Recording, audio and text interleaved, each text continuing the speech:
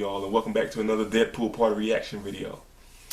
And let's keep continuing with the Nightmare on Elm Street theme. My fucking channel, I can do what the fuck I want. Yeah, everything wrong with the Nightmare on Elm Street. Nothing wrong with Nightmare on Elm Street. Nothing. No, but yeah, I've seen some of their videos, and yeah, when it was talking about them, let's see what they think is wrong with it. This is a masterpiece. You know, this is Wes Craven's, one of his masterpieces. I said Scream was his only masterpiece, but Nightmare on Elm Street is his masterpiece too. Well, let's check it out.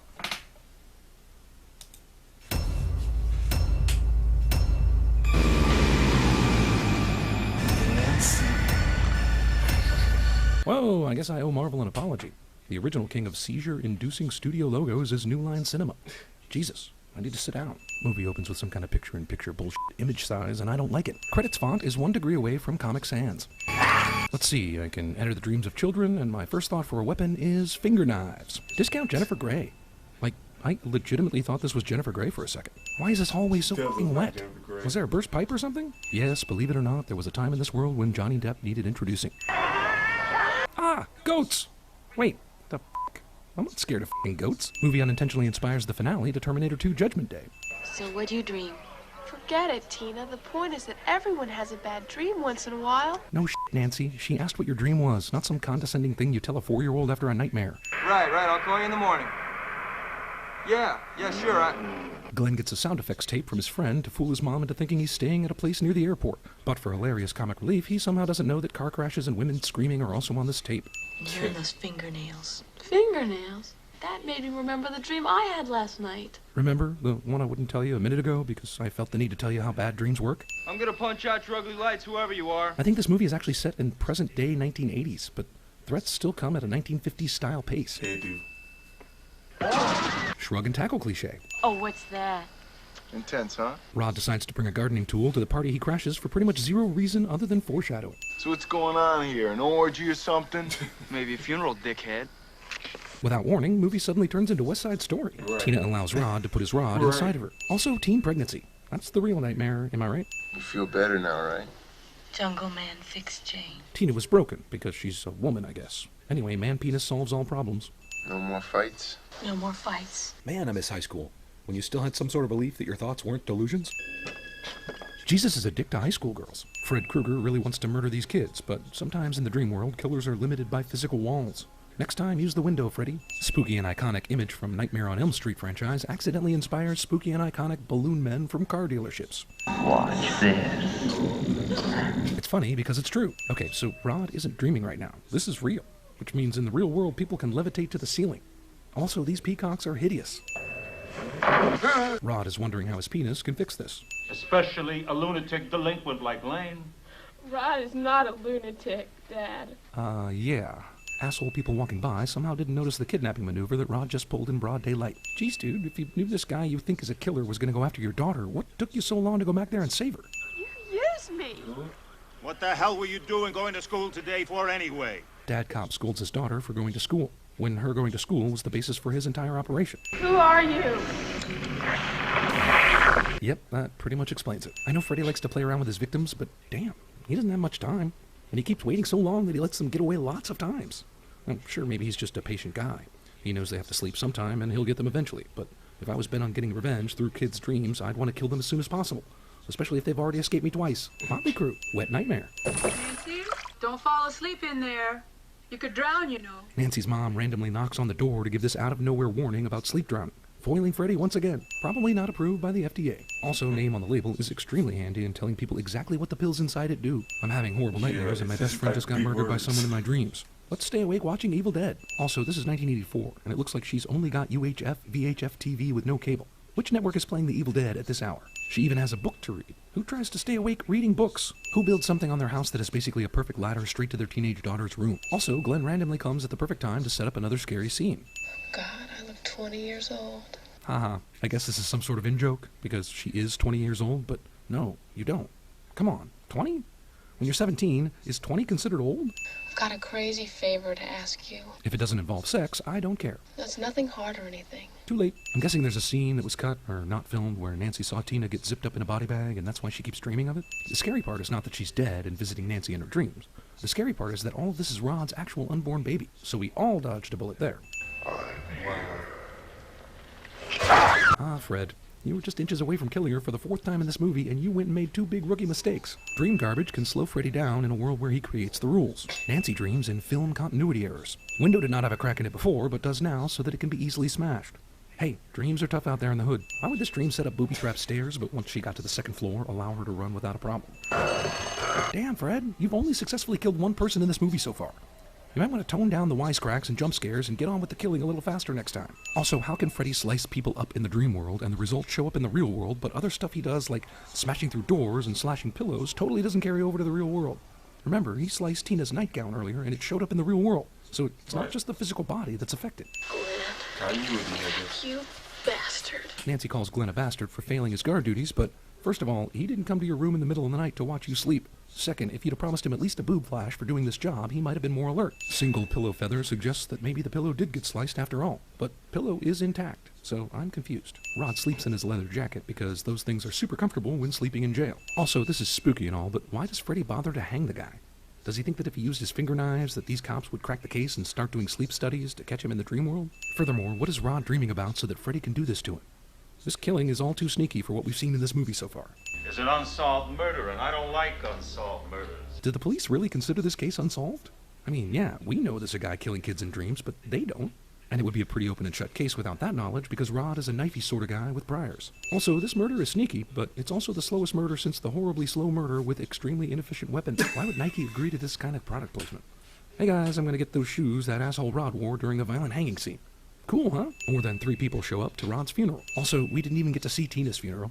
All we knew about Rod was that he was a dick, and he gets a whole funeral scene. His life and his death attest to the scripture's warning that he who lives by the sword shall die by the sword. Damn, that's some bullshit to be saying at a funeral. These people actually like Rod, for some reason, so dick move from the priest there. Rather than show you Freddy Krueger once again, failing at killing Nancy, movie has us watch Barbara Jean and the future voice of Roger Rabbit watching Nancy sleep. I brought something out from my dream. Man, now Freddy's allowing kids to steal his hat? What kind of psycho killer is this? I don't know where you really found it, or what you're trying to prove. What I learned in the dream. Oh, God, I love Is this. your refrigerator running? Time to get a teenager to hold it back. Wanton destruction of delicious booze. Somebody forgot to sign the search warrant in the right place, and Krueger was free just like that. Oh, come on. Doesn't the signature itself constitute a more or less proper search warrant? Why not just say that someone forgot the search warrant? It would have been more believable than this signature in the wrong place technicality letting a child murderer loose. Took gasoline, poured it all around the place, and made a trail of it out the door. Then lit the whole thing up and watched it burn. What we didn't realize was the burning child murderers sent them into dominion over the dream world, and it would take 15 years for him to return and kill their kids in their sleep. I knew we shouldn't have invited that coven of witches to tag along, but we were real liberal back then. He's dead, honey, because Mommy killed him. And dozens of other parents, but I'm brave enough to take credit. Glenn's room is an orgy of evidence that he's into nearly every damn thing there is to be into. Also, Nike socks. Just give me some help nailing the Product guy when I placement. bring him out. Damn, girl. You won't even sleep with your boyfriend normal style, and you're proposing a threesome? Are you crazy? Hit him with what?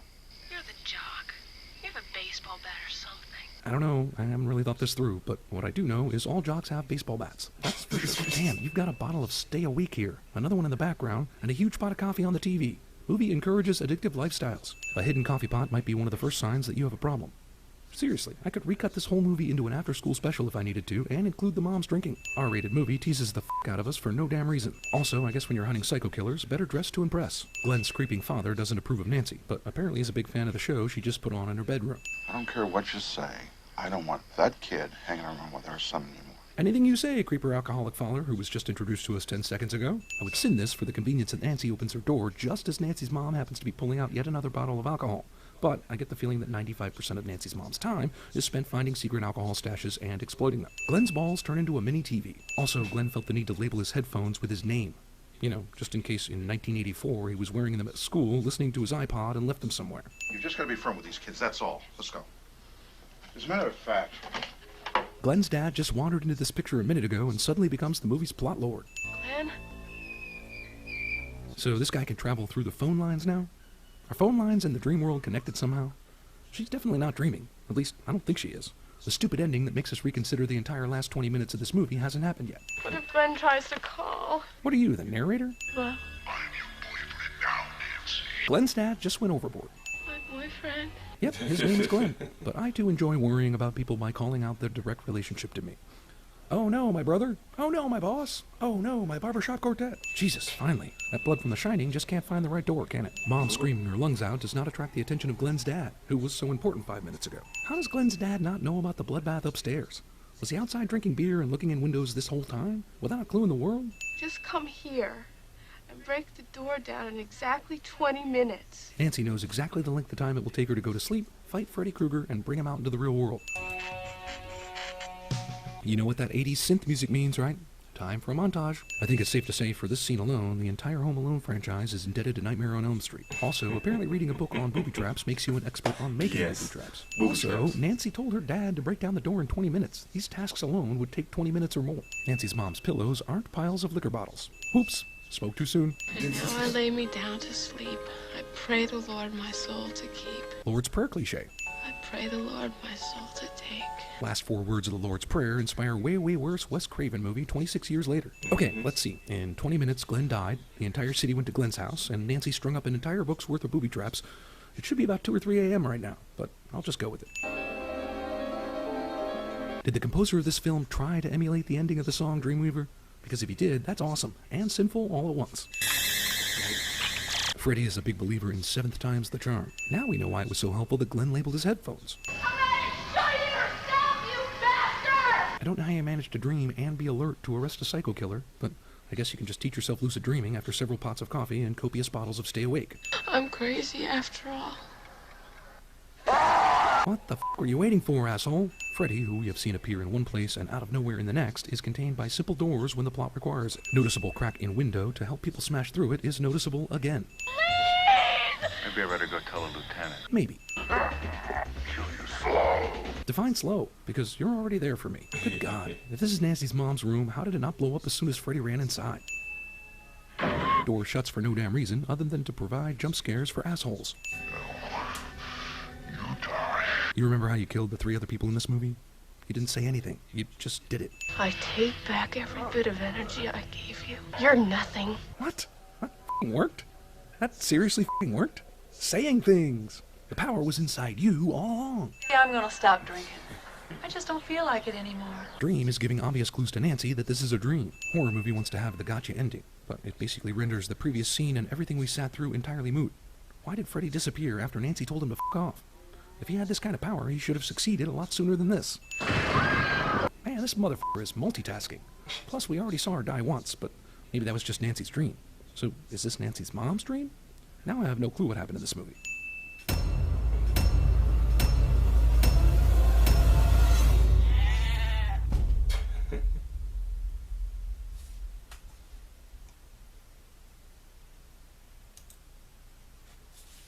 Oh my God. That was good.